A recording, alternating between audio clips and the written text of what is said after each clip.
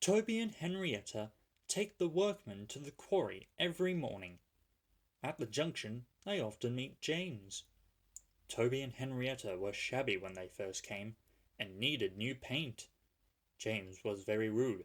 "Ugh, what dirty objects!" he would say. At last, Toby lost patience. "James," he asked, "why are you red?" "I am a splendid engine," answered James loftily. "Ready for anything. You never see my paint dirty."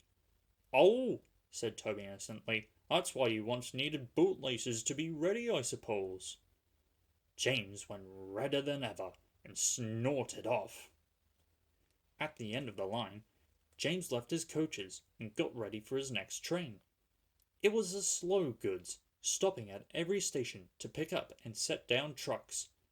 James hated slow goods trains. "Dirty trucks from dirty sidings. Ugh!" he grumbled.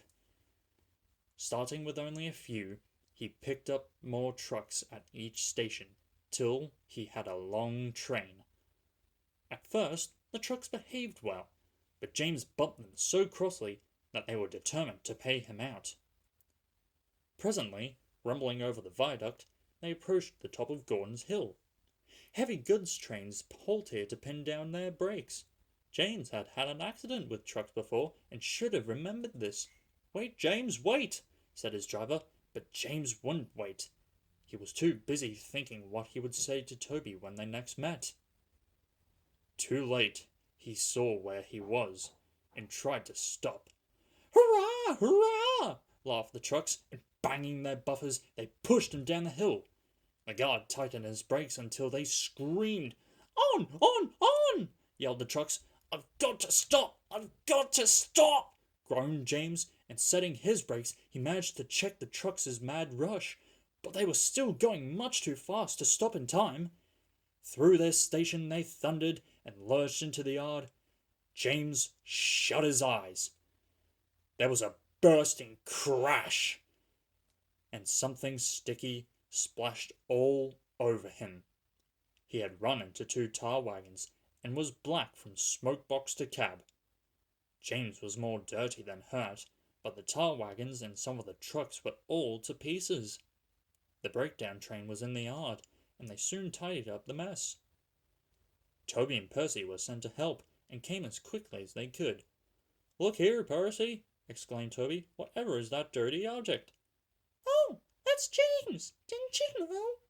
"It's James's shape," said Toby thoughtfully, "but James is a splendid red engine, and you'd never see his paint dirty." James shut his eyes and pretended he hadn't heard.